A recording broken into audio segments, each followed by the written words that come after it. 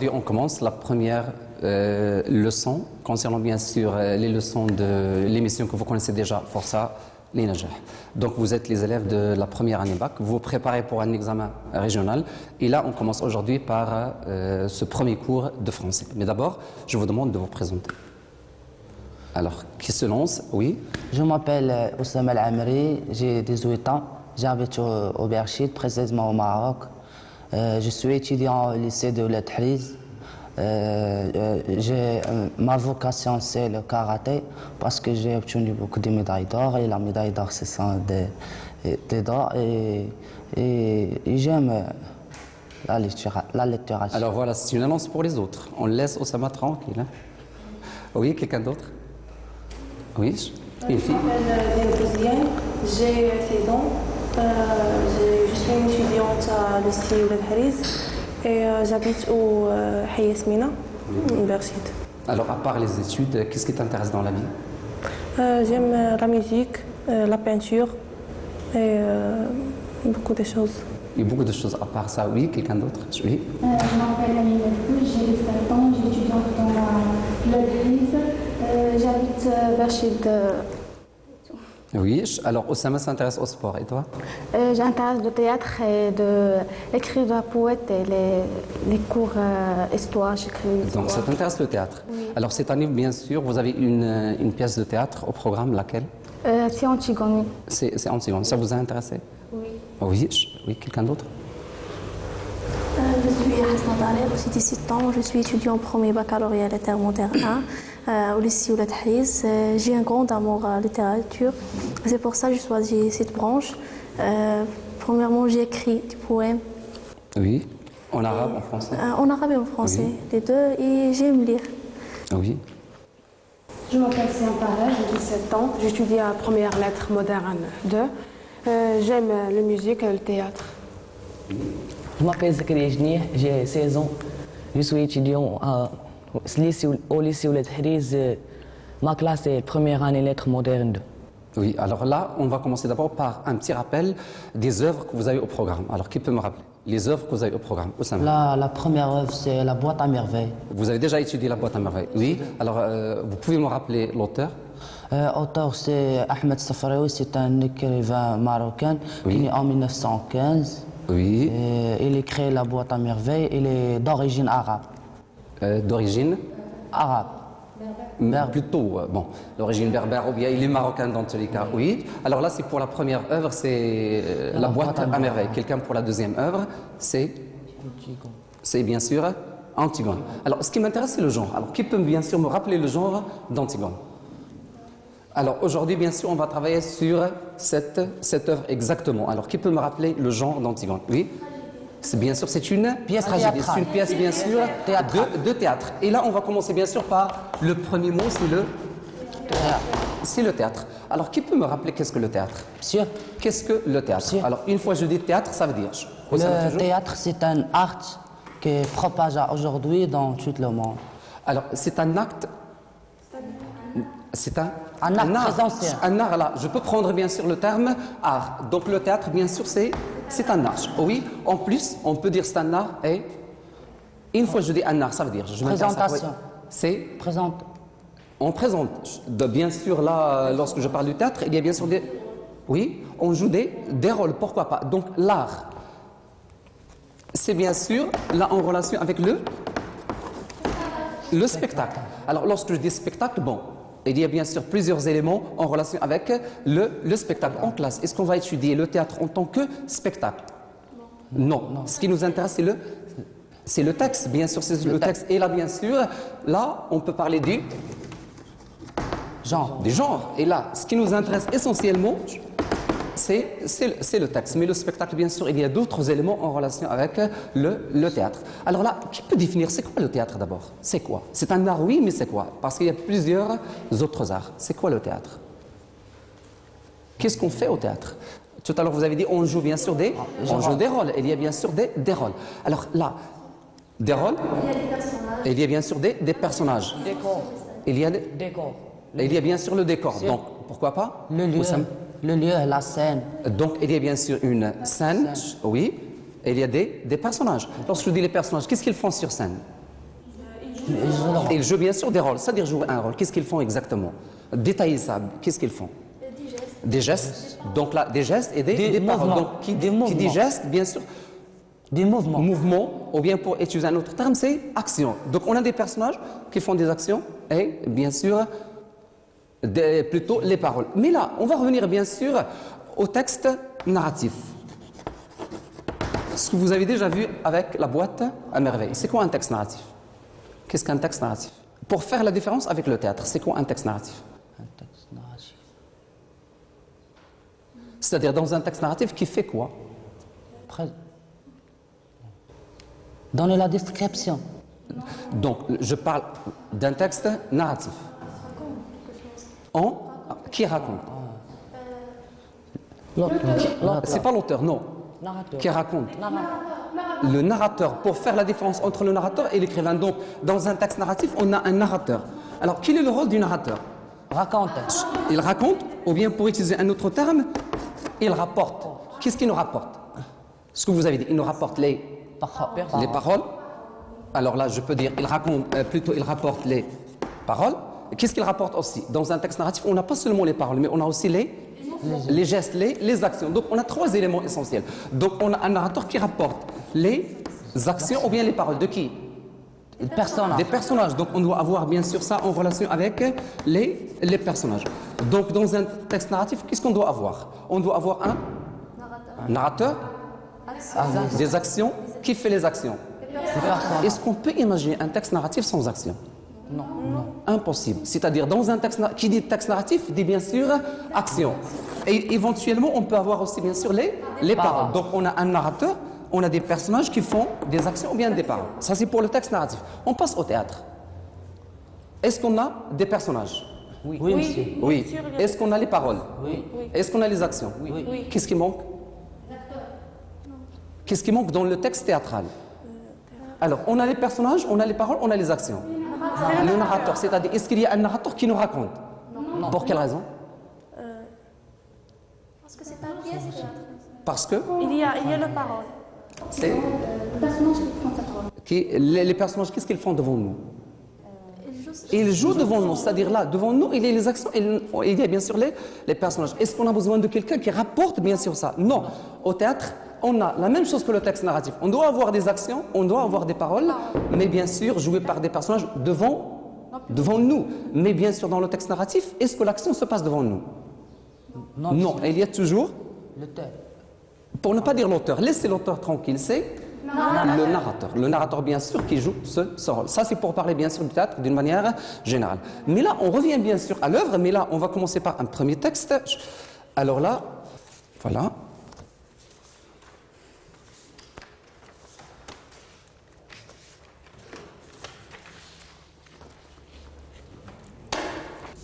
C'est sûr, vous avez déjà eu un contact avec ce texte en classe. Oui. Alors, d'un premier coup d'œil, alors qui peut me dire, ou bien qui peut placer le texte dans l'œuvre? Oui? Il se trouve au début de l'œuvre. Il se trouve qui vous indique bien sûr qu'il se trouve au début. Oui, le prologue. Bien sûr, c'est le prologue. Alors là, qui peut me rappeler quel est le rôle du prologue dans notre, bien sûr, le prologue? Quel est bien sûr, qui peut me rappeler son rôle? Oui, le prologue, il présente les personnages un par un. Donc, il présente les personnages un par un. Oui? Oui. C'est tout? Non, il a le rôle de la situation initiale dans le schéma narratif. Alors, pour le schéma narratif, on va laisser le théâtre. On ne va pas parler pour l'instant de schéma. On ne parle pas de schéma narratif. Mais là, bien sûr, il présente les personnages. On va voir après. Mais à la fin, rappelez-vous, bien sûr, dans le prologue, qu'est-ce qu'il va faire aussi? Il va nous parler de quoi? D'un résumé de la pièce. Résumé? Un petit résumé de la pièce. Un résumé. Est-ce que de la pièce? Non. Oui. De la pièce. De ce qui s'est passé avant de ce qui s'est passé bien sûr avant. Elle est en train de situer l'histoire pour que bien sûr le spectateur puisse suivre le déroulement de l'action. Alors là, vous avez bien sûr le texte, on va essayer bien sûr de lire, mais ce qui nous intéresse aujourd'hui sont les personnages de l'œuvre. Et en même temps, on va parler bien sûr de l'œuvre d'une manière générale. Mais on va commencer par les personnages. Alors on va essayer bien sûr de lire. Alors qui veut lire? Qui veut commencer? Oui, Zakaria? Décor. De début. Dès le départ, oui. Un décor neutre, 3 portes semblables au lever du rideau Tous les personnages sont en scène. Ils bavardent, tricotent, jouent aux cartes. Le prologue se détache et s'avance. Voilà ces personnages. Vont vous jouer l'histoire d'Antigone. Antigone, c'est la petite maigre qui est assise là-bas. Et qui ne dit rien. Qui est assise là-bas. Et qui ne dit rien. Il regarde droit devant elle. Elle pense qu'elle va être Antigone tout à l'heure. Qu'elle va surgir soudain de la maigre jeune fille noiraude et renfermée que personnage ne prenait au sérieux dans la famille et se dressait seul en face du monde, seul en face de Créon, son oncle, qui est le roi.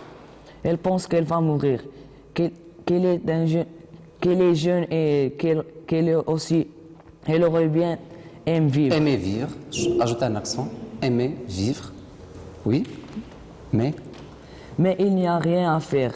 Elle s'appelle Antigone et il va falloir qu'elle joue son rôle jusqu'au bout. Et depuis que ce rideau s'est levé, elle sent qu'elle s'éloigne à une vitesse vertigineuse de sa sœur Ismène, qui bavarde et rit avec un jeune homme de nous tous, qui sommes là bien tranquilles à la regarder, de nous qui n'avons pas à mourir ce soir. oui, quelqu'un d'autre? Oui, quelqu'un d'autre? Oui, Mina? Le jeune homme avec qui parle l'argent, la belle, l'heureuse Ismène, c'est Aimon, le fils de Créon. Il est le fiancé d'Antigone, tout le porte de la Ismène. Son goût de la danse et du jeu, son goût du bonheur, de la réussite, sa sensualité aussi, car Ismène est bien plus belle, jolie qu'Antigone. Et puis un soir de Pâle, où il n'avait dansé qu'avec Ismène, un soir où Ismène avait été oublié dans sa nouvelle robe, et il a été trouvé Antigone, qui rêvait dans un coin, comme en ce moment, ses bras entourant ses genoux. Ils lui ont demandé d'être sa femme. Personne n'a jamais compris pourquoi. Antigone a levé son étonnement, ses yeux graves sur lui, il lui dit oui, avec un petit sourire triste. L'orchestre attaquait une nouvelle danse. Ismène rit ou éclate là-bas au milieu des autres garçons. Et voilà, maintenant, lui, il allait être le mari d'Antigone. Il ne savait pas qu'il ne devrait jamais exister de mari d'Antigone sur cette terre et que ce titre princier lui donnait seulement le droit de mourir. Oui, quelqu'un pour le dernier paragraphe? Oui, Sama? Cet homme, robuste, aux cheveux blancs, qui médite là, près de 100 pages. C'est Gérant, c'est le roi. C'est Créon. Créon, c'est le roi. Il a des rides, il est fatigué. Il joue au jeu difficile de conduire les hommes avant des temps de dupe, quand il n'était que la première personne de l'accord. Elle aimait la musique, les belles reliures, les langues flâneurs, chez les petites antiquaires. Les petits antiquaires. Les petits antiquaires de terre. Mais Oedipe et ses filles sont morts. Elle a laissé ses livres, ses objets, elle a retroussé ses manches. Et elle a pris leur place. Quelquefois, le soir, elle est fatiguée. Et elle se demande si ce n'est pas vain de conduire. Les hommes, cela n'est pas un office sordide qu'on doit. Sordide qu'on doit laisser à d'autres plus frises. Et puis, au matin, des problèmes précis se posent qu'il faut résoudre. Et il se lève tranquille comme un ouvrier au sol de sa journée. Au seuil de sa journée. Donc voilà bien sûr le texte que vous avez devant les yeux. Alors qui peut me rappeler le rôle du prologue? Oui. Le prologue il présente les personnages. Il présente les personnages qui sont déjà bien sûr sur scène. Il nous présente les personnages. Alors quels sont les personnages qui sont présentés bien sûr dans ce texte? Oui, c'est Antigone. On a commencé par Antigone. Pourquoi on a commencé par Antigone? Oui. Parce que c'est le personnage principal. C'est le personnage principal, bien sûr. Il y a d'autres personnages, mais bien sûr, elle, c'est le personnage... C'est le personnage principal ce que déroule cette œuvre. Oui. C'est le personnage principal que se déroulent les événements. Bien sûr, de ces événements, c'est le personnage principal. Déjà, bien sûr, Antigone, c'est le titre de l'œuvre. Oui. C'est la héroïne. C'est la héroïne. Donc, bien sûr, elle, héroïne. On va revenir par la suite au terme héroïne. Donc là, on a commencé par Antigone. Après, donnez-moi bien sûr les personnages par ordre. Alors là, après bien sûr Antigone, on a présenté oui. Ismène. C'est Ismène. Ensuite Aimon. Et Créon. Et à la fin Créon. Alors, la première question qu'on se pose, alors pourquoi le prologue il a choisi cet ordre? Il a commencé par Antigone, Ismène, Aimon et Créon. Pourquoi cet ordre? Oussama? Chaque personne, il y a une valeur dans le... Il a une valeur, mais pourquoi? Par exemple, pourquoi il n'a pas fait Antigone, Créon, Ismène, Aimon? Il peut le faire, mais il a préféré bien sûr cet ordre. Antigone, Ismène, Aimon et Créon. Oui? De chaque personnage dans cette œuvre. Pardon? Le personnage principal, après le personnage... Alors, si on prend les quatre, donnez-moi les personnages les plus importants ici dans cette scène. Les personnages les plus importants. Zacharia. Antigone. Antigone plutôt et Aimon. Non, Antigone. Il y a plutôt Antigone et Créon sont les personnages les plus importants de cette. Donc, si on voulait bien sûr commencer par ordre d'importance, on aurait fait Antigone, Créon et par la suite les autres. Mais là, il a commencé par Antigone, Ismène, Aimon et Créon. Alors, pour quelle raison? Oui. Peut-être pour mettre Antigone en valeur. D'abord, on a commencé par Antigone parce que ce qu'on vient de dire, il est là, héroïne, donc on la met en valeur. Mais pourquoi Ismène après? C'est sa sœur, c'est-à-dire là, en relation bien sûr familiale, le personnage le plus proche d'Antigone, c'est Ismène. Ismène, bien sûr, c'est sa sœur. Qui est l'autre personnage qui est encore bien sûr proche? Aimon. Pourquoi Aimon? Le fiancé donc. Le fiancé, et en même temps, il est fiancé, c'est vrai, mais quoi d'autre? Le fils de Créon. Et le fils de Créon. Et Créon, bien sûr, par rapport à Antigone, c'est Son oncle. son oncle. Donc, il est le fils de son oncle, ça veut dire. Utilisez un mot pour le dire. Le fils de l'oncle, ou bien la fille de l'oncle, ou bien de la tante. Le cousin, la cousine. Donc, lui, bien sûr, il est le cousin, mais en même temps, bien sûr, il est fiancé. Donc, il a un double rapport avec Antigone. Vient après, bien sûr, Créon, c'est l'oncle. Donc, on a bien sûr l'ordre qu'on a choisi, c'est les personnages les plus proches d'abord, bien sûr, d'Antigone, jusqu'à, bien sûr, Créon. Sachant que tous ces personnages appartiennent à la même famille. Clair pour l'instant? Alors, ce qu'on va essayer, bien sûr, de faire, on va relire le texte. Alors, vous allez me relever les caractères de chaque personnage. Clair? Alors, pour faire vite, alors là, pour ce premier groupe, vous allez faire Antigone et Ismène, Aimon et Créon. Alors, je vous laisse le temps, bien sûr. Alors, vous soulignez les caractères les plus importants. Par la suite, on va mettre au tableau et on va revenir, bien sûr, à l'étude. Alors, prenez le temps.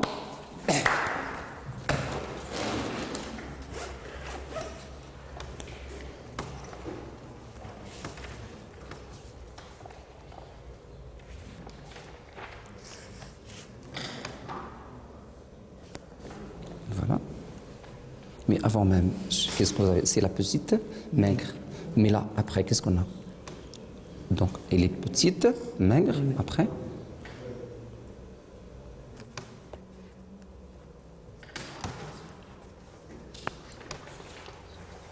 Vous n'allez pas relever seulement les adjectifs, même les actions, même les verbes.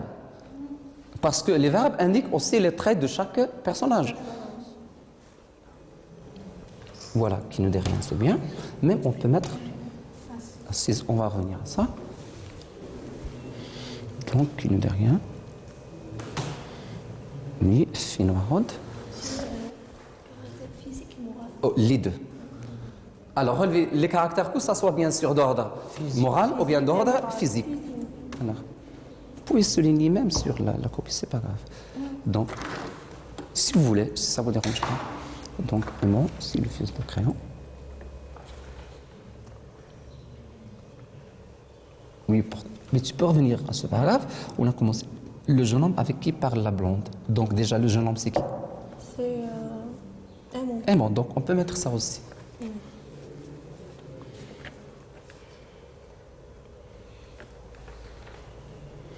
Mais pourquoi vous avez sauté ça? Cet homme robuste, aux cheveux blancs, qui médite près de son page. Alors, oui, d'abord c'est un homme, oui? Un homme, crayon. Un crayon, oui. Vous avez dit le roi, il a des rides, il est fatigué, c'est juste. Mais pour la première ligne, je peux mettre aussi? Du caractère. Oui. Alors, on peut mettre maintenant en commun ce que vous avez trouvé ensemble.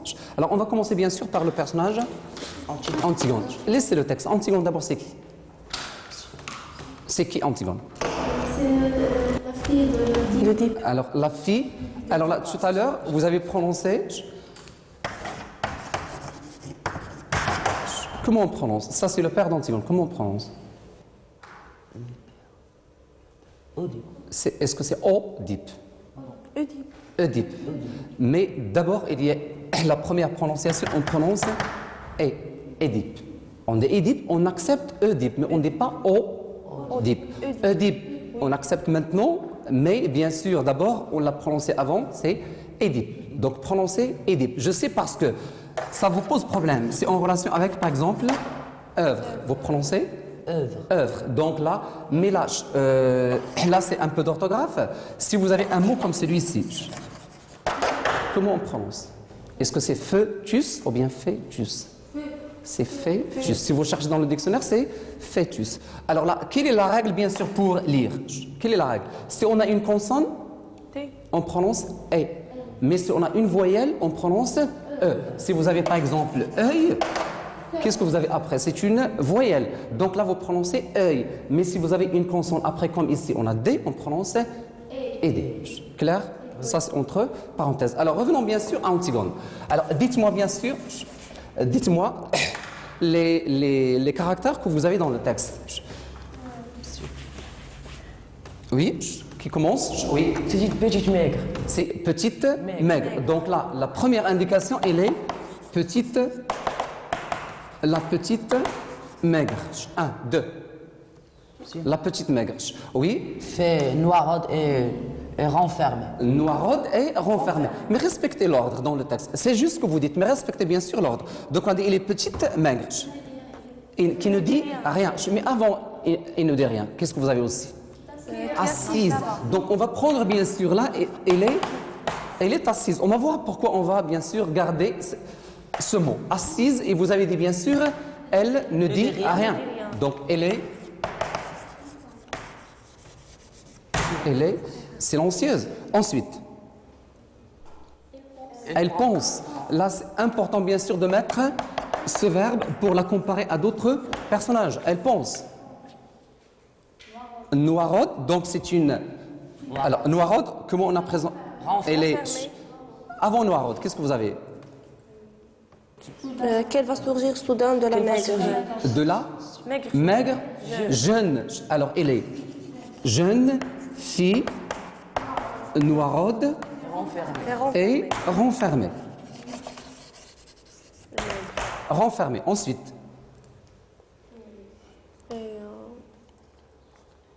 qu'est-ce qu'elle pense? Que personne ne prend. Elle pense qu'elle va être Antigone tout à l'heure.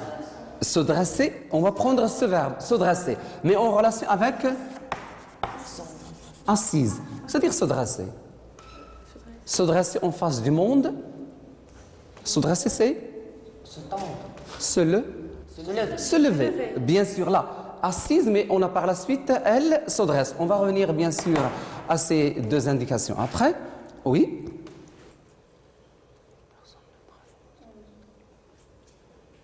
Alors, elle pense qu'elle va mourir. Alors, dès le départ, bien sûr, elle sait qu'elle va mourir. Et là, on va revenir un peu au genre. Alors, rappelez-moi bien sûr le genre de l'œuvre. Le genre. Le genre, c'est... Oui, c'est une pièce de théâtre, plus exactement. Quel genre théâtre? Bien sûr, c'est une tragédie. Alors, qui peut me rappeler rapidement qu'est-ce qu'une tragédie? Oui, C'est tragique, c'est le héros, il dirige directement vers la mort. Donc là, c'est-à-dire on a un héros et à la fin, bien sûr, on a la mort. Et l'héroïne, bien sûr, de notre texte, c'est Antigone. Donc là, généralement, le dénouement dans une tragédie, c'est la mort. C'est la mort. On se dirige automatiquement vers la mort. Dans la pièce Antigone, il y a combien de morts à la fin? Combien de personnes, ou bien combien de personnages vont mourir à la fin, bien sûr, de cette pièce? Trois. Lesquels? Oui. Antigone. Aimant. Non, Créon ne va pas mourir. Ismène ne va pas mourir à la fin, bien sûr, de cette pièce. Non. Le frère d'Antigone. C'est pas le frère d'Antigone qui? Il est déjà mort, bien sûr. Polynice et Étiope sont déjà morts. Donc, qu'est-ce qui reste? La femme de Créon. Comment s'appelle la femme de Créon? Eurydice. Donc, on aura trois personnages qui vont mourir à la fin. À commencer par Antigone, ensuite Aimant et à la fin, bien sûr, Eurydice, la femme de Créon. Donc là, généralement, à la fin d'une tragédie, bien sûr, c'est la mort. Mais revenez au personnage. Le personnage, oui, ils sont nobles. Alors là, les personnages qu'on a devant les yeux, sont-ils nobles? Oui ou non? Oui. Alors là, Antigone, Ismène, Aimant et Créon. Créon, c'est qui? Le roi. Aimant. C'est le fiancé d'Antigone. C'est donc par rapport au roi, bien. Et c'est un prince. Ismène, princesse. Une princesse. Donc on a une famille royale. Donc là, bien sûr, on a des personnages nobles. Mais ce que vous avez déjà fait l'année dernière en tronc commun, la comédie, est-ce que c'est la même chose? Non. Les personnages de la comédie? Ils sont indifférents. Alors, ils ne sont pas nobles, ils sont bien sûr du peuple. Alors là, je pose une question, sans relation avec le texte, mais donnez-moi les personnages qui sont dans l'œuvre, mais qui n'ont aucune relation avec la tragédie. Normalement, ce ne sont pas des personnages tragiques. C'est qui? C'est pas seulement dans le texte, dans toute l'œuvre. La nourrice, en partie, mais surtout les gardes. Et je pose même, si vous avez déjà lu toute l'œuvre, quels sont les personnages qui font un peu rire plus que les autres? Ismène ne fait pas rire. Les gardes. Et les gardes même à la fin, ils vont dire tout ça, c'est pas notre affaire. C'est-à-dire, c'est comme ce sont des personnages à l'extérieur de la tragédie. Mais les vrais personnages, bien sûr, de la tragédie, on va commencer par Antigone, Ismène, Aimant et Créon. Et là, je vais maintenant parler du personnage tragique. Quel est son problème? Et là, on va revenir bien sûr à Antigone. Quel est l'objectif d'Antigone dans l'œuvre? Quel est l'objectif? Il veut enterrer le cadavre de son frère. Enterrer le cadavre de son frère. Mais pourquoi enterrer le cadavre du frère? Enterrer le cadavre de... Le frère s'appelle Polynice. C'est Polynice. Alors, pourquoi veut-elle enterrer bien sûr le cadavre de son frère? Oui. Le repose de son âme. C'est pour le repos de son âme. Une fois je dis le repos de son âme, oui. Il respecte la loi divine. Elle respecte la loi divine. Alors là, lorsque je dis la loi divine, c'est en relation bien sûr avec la religion. Pour elle, le fait d'enterrer le frère, c'est un devoir. C'est-à-dire, elle le fait parce que c'est un devoir. Un devoir, bien sûr, religieux. C'est un devoir religieux. Là, puisque vous parlez bien sûr de la loi divine, il y a une loi divine, bien sûr, qui l'impose. Donc, elle respecte bien sûr cette loi, donc elle fait son devoir religieux. Même si elle doit mourir. C'est-à-dire, il paye de sa vie pour faire bien sûr un devoir. Donc elle, est-ce que c'est un vrai personnage tragique ou bien non? Oui, parce que lorsque je dis faire le devoir et mourir, c'est quelqu'un qui regarde droit devant. Elle sait ce qu'il attend bien sûr à la fin. Donc elle fait le devoir et par la suite il va mourir. Donc dans le texte, il sera en conflit avec qui? Avec Créon. Créon, est-ce que c'est un personnage tragique? Oui ou non? Non. Non. Pourquoi non? Parce qu'il ne va pas mourir. Alors là, prenez bien sûr un personnage qui va mourir. C'est qui? Aimant. Pourquoi Aimant va-t-il mourir? Oui, Sama? Car il a aimé Antigone. Parce qu'il aime Antigone. Donc est-ce qu'il va mourir par devoir? Oui. Est-ce que c'est le devoir qui le pousse à mourir? Non, pas amour. Donc là, bien sûr, il y a l'amour. Le personnage tragique, est-ce qu'il doit agir par amour? ou bien par devoir? Oui, peut-être. Est-ce que Antigone, bien sûr, réagit par amour, par sentiment? Non. La question, est-ce que Antigone aime Aimon? Non. Non? Oui. Si, elle l'aime. Elle l'aime. Et pourtant, il va le quitter pour mourir à la fin. Qui la pousse, bien sûr, à faire ça? C'est le devoir. C'est le devoir. Donc là, mais Aimon, est-ce qu'il sera, en quelque sorte, est-ce qu'il sera poussé par le devoir? Est-ce que c'est le devoir qui le pousse à mourir? Non, pour lui, bien sûr, c'est l'amour. Alors, donnez-moi un autre personnage qui a aussi un devoir. Et c'est bien sûr Ismène, Aimon, Créon et Antigone. Qui est le personnage qui a aussi un devoir? Créon, il a aussi un devoir. C'est-à-dire, mais un devoir religieux? Non. Alors, Respectez la je ne vais pas dire, c'est respecter la loi. Donc, il y a une loi, lui, bien sûr, respecter, c'est? Donc, respecter bien sûr la loi. Donc, est-ce que c'est religieux? Est-ce que c'est une loi religieuse? Une loi humaine. Je veux dire, dans quel domaine? Lorsque je parle de roi, de loi, etc., c'est quel domaine? Est-ce que c'est la religion? C'est là? Un mot que vous connaissez très bien. La loi humaine. La politique. Donc, lui, il a un devoir politique. Et là, on pose la question. Le problème, est-ce que c'est un problème personnel entre Antigone et Créon? Est-ce que le problème est personnel? Non. Et le conflit, est-ce que c'est un conflit de personnes ou bien de personnages? Non. Le conflit sera un conflit de devoir. C'est-à-dire la religion et la politique. On a toujours ce problème, bien sûr, de conflit entre ce qui est religieux et ce qui est politique. Donc, il ne faut pas voir que Antigone, elle est en face de Créon, elle le déteste, etc. C'est pas ça. Elle, je veux dire même qu'elle respecte Créon. Donc, c'est pas bien sûr. Mais le problème, c'est un problème plus sublime que ça, c'est entre ce qui est religieux et ce qui est bien sûr politique. Revenez bien sûr à Antigone. Donc, vous allez dire, elle est renfermée. La suite? Elle aurait bien aimé vivre. Donc, est-ce que c'est un personnage suicidaire? Est-ce qu'elle cherche la mort? Oui. Est-ce qu'elle cherche la mort? Oui, monsieur. Alors, rappelez-vous ce qu'on a déjà vu. Elle, est-ce qu'elle veut mourir? D'après bien sûr le prologue, est-ce qu'elle veut mourir? Il a envie. C'est-à-dire, il aurait aimé bien vivre. Donc, est-ce qu'il voulait mourir? Non. Il a envie de mourir. Est-ce qu'il a envie comme ça un jour et il se réveille et dit aujourd'hui je vais mourir?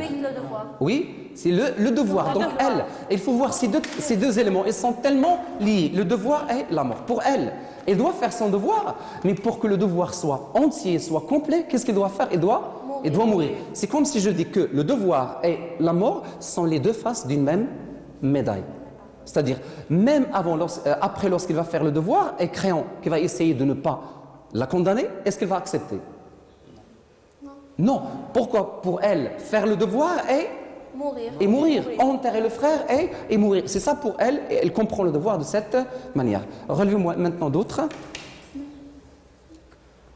Alors, elle aurait bien, je peux dire, elle aurait bien aimé vivre. Donc, sinon on passe rapidement à Ismène. La première indication pour Ismène. La sœur. Alors, elle est bien sûr sœur d'Antigone. Oui. L'action, donc, qu'est-ce qu'elle fait, elle? Bavarde et rit. Bavarde et rit. Très bien. La suite. Plus belle qu'Antigone. Elle est plus belle qu'Antigone. Elle est plus...